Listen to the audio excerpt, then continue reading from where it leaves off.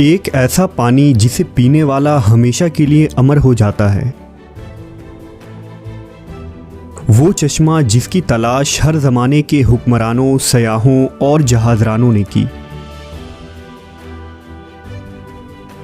आखिर वो चश्मा कहाँ है और उस पानी को तारीख़ के किस हस्ती ने पिया था?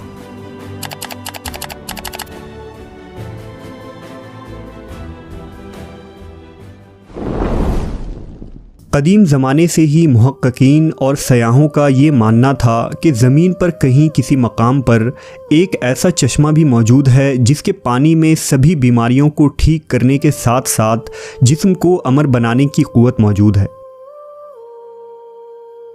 दुनिया के अलग अलग तहज़ीबों और इलाक़ों में आब हयात यानी फाउंटेन ऑफ यूथ नामी इस चश्मे का ज़िक्र मिलता है।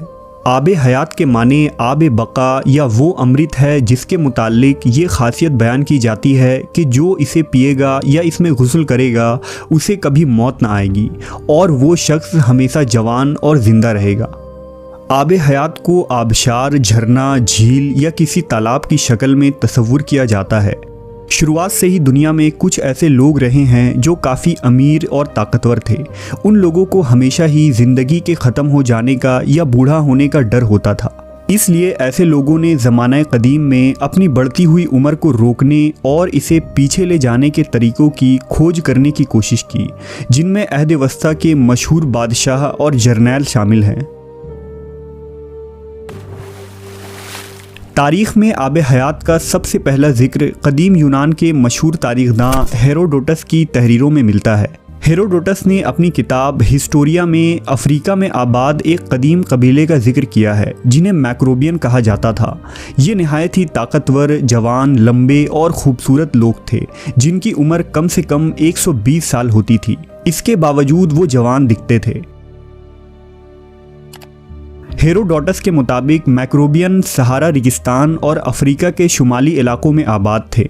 मैक्रोबियन की सरजमीन में एक ख़ास किस्म का चश्मा बहता था और ये चश्मे का पानी ही इन लोगों की लंबी उम्र का राज था। हेरोडोटस ने लिखा है कि यूनान का बादशाह जब मैक्रोबियन की सरजमीन में पहुंचा तो उन लोगों ने बादशाह को वो चश्मा दिखाया जिसमें नहाने के बाद बादशाह का जिस्म नहायत ही चमकदार और चिकना हो गया और उसके जिस्म से ख़ास किस्म की खुशबू आने लगी। इस चश्मे का पानी इतना कमज़ोर था कि इसमें कोई चीज़ न तैर सकती थी, न लकड़ी और ना ही कोई हल्की चीज़। हेरोडोटस लिखता है कि शायद मैक्रोबियन की लंबी उम्र की वजह इस चश्मे के पानी का मुसलसल इस्तेमाल है।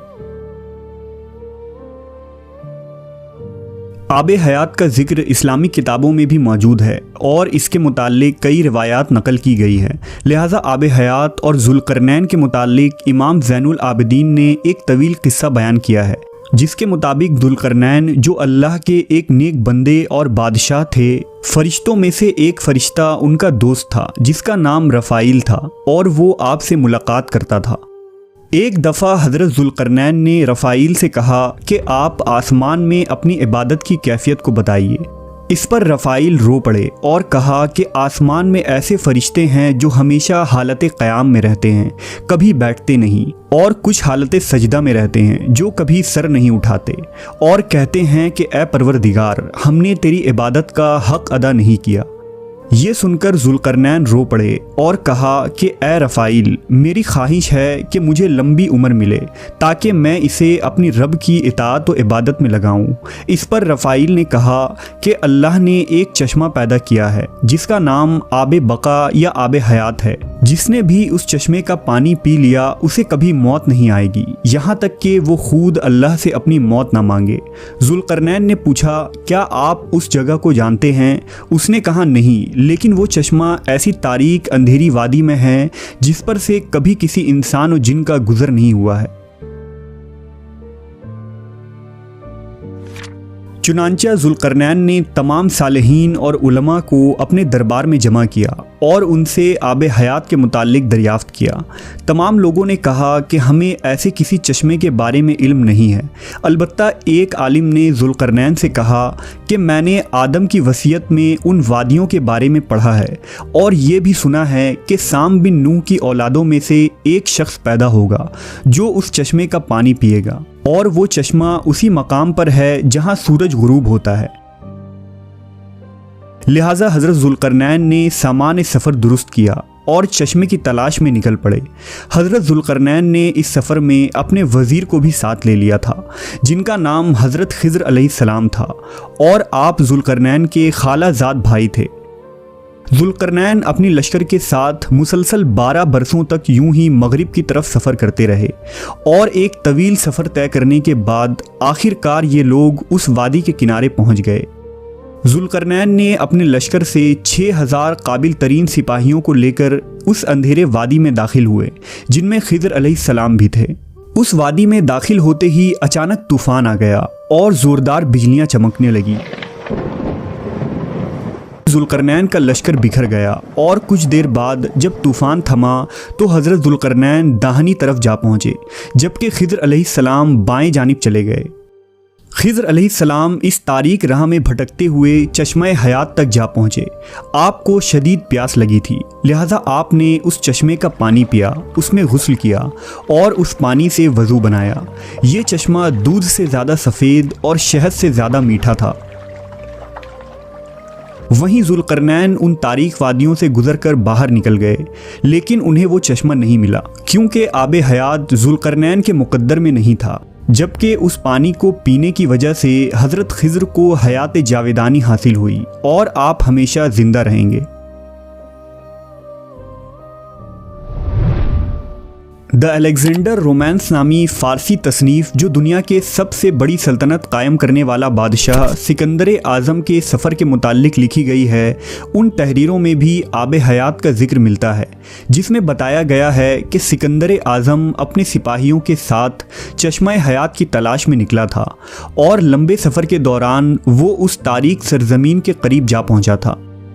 कहते हैं कि जब सिकंदर अपने सिपाहियों के साथ उस तारीक वादी में पहुंचा तो उसे एक नदी मिली।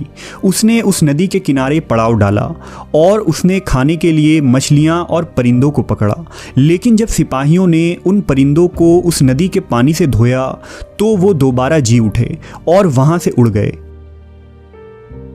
सिकंदर आज़म का मानना था कि वो नदी जन्नत के किसी नदी से बहकर इस ज़मीन पर आ रही है, इसलिए इसमें ज़िंदगी देने की ताकत और कुदरत मौजूद है।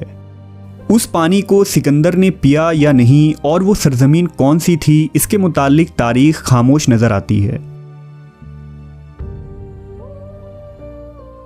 अगर गौर करें तो इसी तरह का वाक़या हज़रत मूसा अलैहिस्सलाम के मुतालिक कुरान मजीद में मौजूद है, जिसमें आब हयात की तरफ इशारा किया गया है। वाक़या कुछ यूँ है कि मूसा अलैहिस्सलाम एक दफ़ा बनी इसराइल में खुतबा दे रहे थे, तो एक शख्स ने पूछा कि लोगों में सबसे ज़्यादा इल्म किसके पास है। हज़रत मूसा ने जवाब दिया कि मेरे पास। इस पर अल्लाह ने हज़रत मूसा की तरफ वही की कि आपको मेरे बंदों में से एक बंदा 2 दरियाओं के मिलने के मकाम पर मिलेगा, जिसे मैंने अपने उलूम में से एक इल्म अता किया है जो आपके पास नहीं है। मूसा अलैहिस्सलाम ने उनसे मिलने की ख्वाहिश की। अल्लाह ने हुक्म दिया कि अपने साथ एक मुर्दार मछली को लीजिए और 2 दरियाओं के मिलने के जगह पर जाइए, और जहां वो मछली गुम हो जाए वहीं आपकी मुलाकात उस बंदे से होगी। लिहाजा मूसा अलैहिस्सलाम ने अपने एक खादिम को साथ लिया और नमक लगे हुए एक मछली को जंबील में रखकर सफ़र पर निकल पड़े।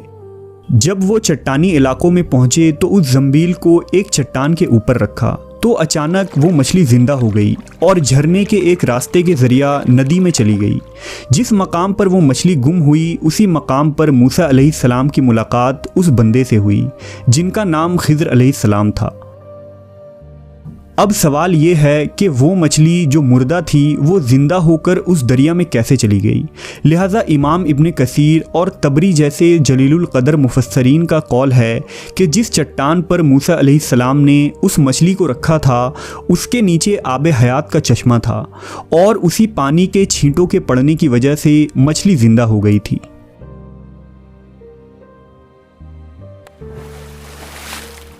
इसी तरह एक लातीनी सयाह जॉन मेंडेविल की किताब the travels of sir John Mandeville में भी चश्मा हयात का जिक्र मिलता है, जिसके मुताबिक हिंदुस्तान के जुनूबी इलाकों में मौजूद कोलाम यानी मालाबार जजीरों में एक पहाड़ी सिलसिला है और उसी मकाम पर आब हयात का वो चश्मा मौजूद है।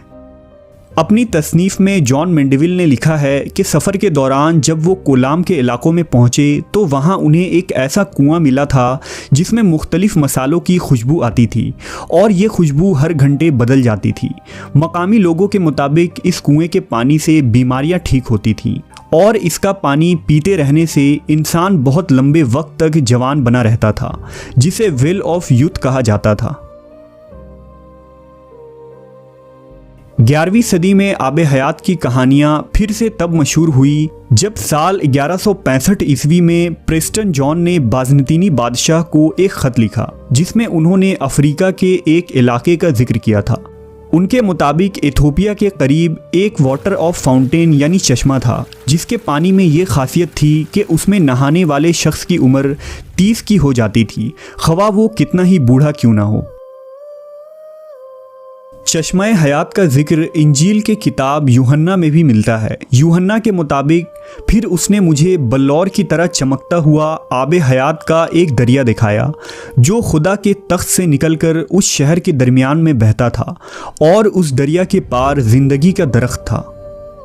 किताब यूहन्ना के मुताबिक जो शख्स भी आबे हयात के उस चश्मे में दाखिल होगा उसके जिस्म में मौजूद हर तकलीफ़ और हर ज़ख्म ठीक हो जाएगा। जबकि एक नज़रिया ये है कि आबे हयात ज़ेर ज़मीन यानी अंडरग्राउंड दुनिया में मौजूद है।